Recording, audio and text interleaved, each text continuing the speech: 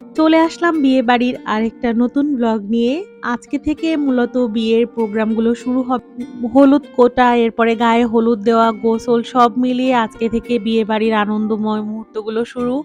তো যাই হোক, আসসালামু আলাইকুম। কি অবস্থা সবার? আশা করি সবাই অনেক ভালো আছেন। সকাল, সকাল ঘুম থেকে উঠে খাওয়া-দাওয়া শেষ করেছি। এরপরে একবার বিয়েবাড়ি থেকে ঘুরে চলেও এসেছি।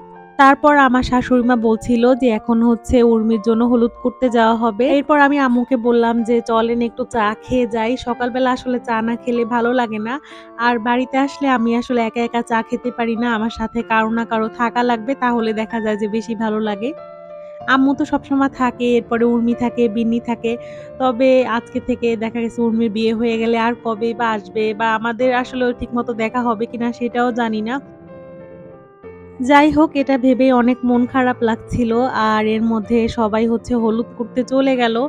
যদিও বৃষ্টির কারণে আগে গায়ে হলুদের গোসলটা হইছিল আর হলুদ ফোঁটাটা বিকালের দিকে হয়। তবে আমি হচ্ছে ভিডিওর কারণে ক্লিপটা আগে এড করে দিলাম। মূলত এই অনুষ্ঠানে গ্রামের সব মহিলারা ইনভাইটেড থাকে। মানে আশেপাশের আত্মীয়-প্রতিবেশী সবাই আসেন।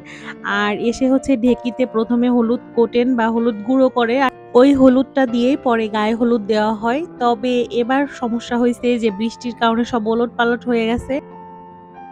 আমার দায়িত্ব ছিল রংগুলোকে সুন্দর মতো সবার হাতে দিয়ে দেওয়া। তো আমি ১ম এ একটু রংগুলোকে সাজিয়ে উর্মির কিছু ফটোশুট করে দিলাম। আর তারপরে হচ্ছে একটু রং খেলাও হলো। এরপরে হচ্ছে ওকে বরণ করে গায়ে হলুদ দেওয়া হবে। রং খেলা হয়, এরপরে সবাই সবাইকে হলুদ মাখায়। তো সব মিলিয়ে অনেক বেশি মজা হয়। তবে আমি আসলে প্রাইভেসির কারণে, যেহেতু এটা একটা পাবলিক প্লেস, তো সবকিছু আর শেয়ার করলাম না। যাই হোক, এরপরেই তো ওকে গায়ে হলুদ দিয়ে গোসল করানো হলো। আর তারপরে আমরা সবাই মিলে হলুদ খেলা, রং খেলা সবকিছু মিলিয়ে বেশ ভালোই প্রোগ্রাম হলো ছোটখাটো। যদিও এখানে মহিলারাই ছিল, বাড়ির কোনো পুরুষ লোক ছিল না। মহিলাদের প্রোগ্রাম মূলত এটা। আর এরপরেই তো সন্ধ্যার টাইমে উর্মিকে হচ্ছে মেহেদি আর্টিস্ট মেহেদি দিয়ে দিচ্ছিল। আর্টিস্ট বলতে ওদের পরিচিতই। তো বাসার পাশেই ২ টা মেয়ে অনেক ভালো মেহেদি দিতে পারে। ওরাই এসেছিল মেহেদি দিতে। আর এই তো এখানে আমি টুকটুক করে একটু সেলফি নিয়ে নিচ্ছিলাম। এরপরে ভাবিও চলে আসে, মেয়ের মা।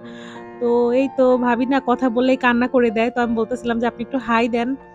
একদম ছোট মেয়ে তো, ভাবিরও ২ টা মেয়ে। আমার আম্মু যেমন, আমরা ২ বোন। তো ভাবির কষ্টটা আসলে আমি বুঝতে পারি যে অনেক বেশি খারাপ লাগে। একদম একা হয়ে যাবে উর্মির বিয়ের পরে। এরপরেই তো আপু, আমি আর আম্মু মিলে হচ্ছে হাঁটাহাঁটি করলাম, বিয়ের প্যান্ডেলটা দেখতে গেলাম। আর তারপরে এখন বাসায় চলে যাচ্ছি। আমার একটাই ননদ, ননদ বা ননাস যাই হোক, তো একজনই। তো আপু আসলে দেখা যায় যে আমাদের বাসায় মনে হয় যে না, কোনো একটা প্রোগ্রাম। মানে আমাদের ঘরে তখন আনন্দটা আসলে শুরু হয়। আর মাশাআল্লাহ, মাশাআল্লাহ আপু এত বেশি ভালো। আমার সাথে বন্ডিং আসলে অনেক বেশি ভালো, একদম বন্ধুর মতো। তো আপুকে আমি বলতেছিলাম যে আমাকে একটু ভিডিও করে দেন, একটু ছবি তুলে দেন। অনেক জ্বালাইছি আপুকে।